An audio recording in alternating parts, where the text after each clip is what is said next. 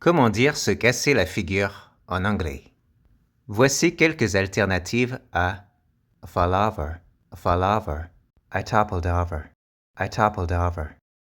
J'ai perdu l'équilibre et je suis tombé. Les versions censurées.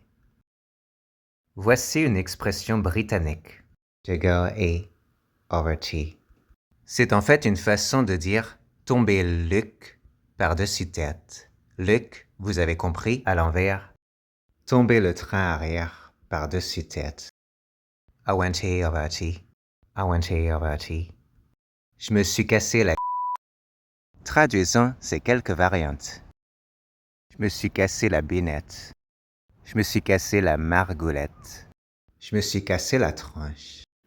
I went A over T kettle. I went A over T kettle. De manière intéressante, on a aussi cette allitération en T. I went tail over T kettle.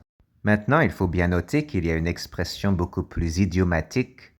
I fell head over heels. I fell head over heels. Je suis tombé la tête la première. J'ai fait une culbute. I fell flat on my face. Je me suis étalé. I fell flat on my face. Une autre expression plus moderne du XXe siècle, des années 80, faceplant, to faceplant.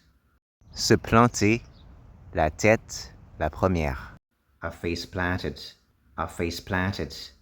Je suis tombé la tête la première. Regardons une expression plutôt courante aux États-Unis.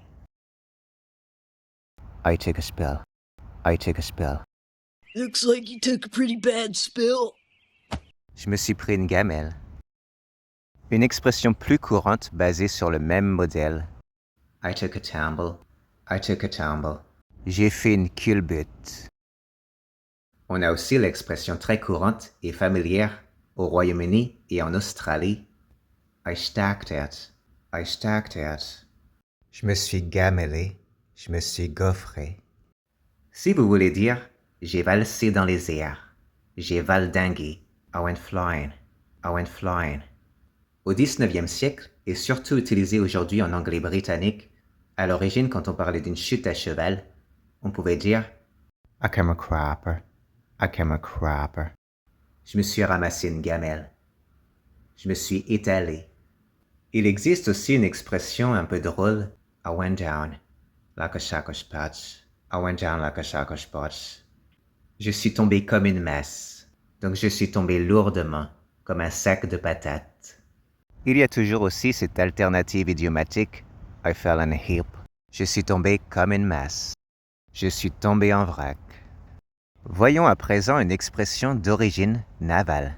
Hit the deck. C'est se mettre au sol, à plat ventre, souvent pour éviter un danger. Mais on l'utilise aussi pour dire tomber par terre. I hit the deck. Je suis tombé par terre. Comment on pourrait dire en anglais je me suis mangé une gamelle? I ate it. I ate it. Je me suis viandé. Il y a aussi cette version censurée. I ate. Je me suis pété la gueule. Toujours dans les années 80-90, on a cet argot américain. I beefed it. I beefed it. C'est une chute spectaculaire et embarrassante. I beefed it. Je me suis fracassé. Je me suis croûté. Une expression issue du surf californien est apparue au XXe siècle. Cette expression des sports de glisse est a wipeout. C'est une chute, une grosse chute. Alors si on traduisait to wipe out, c'est se faire éjecter, être désarçonné de sa planche. Donc vous avez le choix, vous pouvez dire I wiped out. Je me suis gamellé, je me suis gaufré. Vous pouvez dire aussi I took a wipeout. I took a wipeout. I had a bad wipeout. I had a bad wipeout. Je me suis rétamé. Pour terminer cette vidéo, comment appelle-t-on ce type de chute ici? A scorpion. A scorpion. À l'origine, c'est utilisé dans les sports de planche. Par exemple, vous pouvez entendre I went full scorpion. Je me suis fracassé en mode scorpion. I did a full scorpion. Si vous faites du vélo, comment dire je suis passé par-dessus le guidon? I went over the bars. I went over the bars. Je suis passé par-dessus le guidon. I did an anda. I did an anda. End over end. En français, j'ai trouvé cet équivalent. J'ai fait un soleil. I did an anda and crashed. I did an anda and crashed. J'ai fait un soleil. Je suis passé par-dessus le guidon.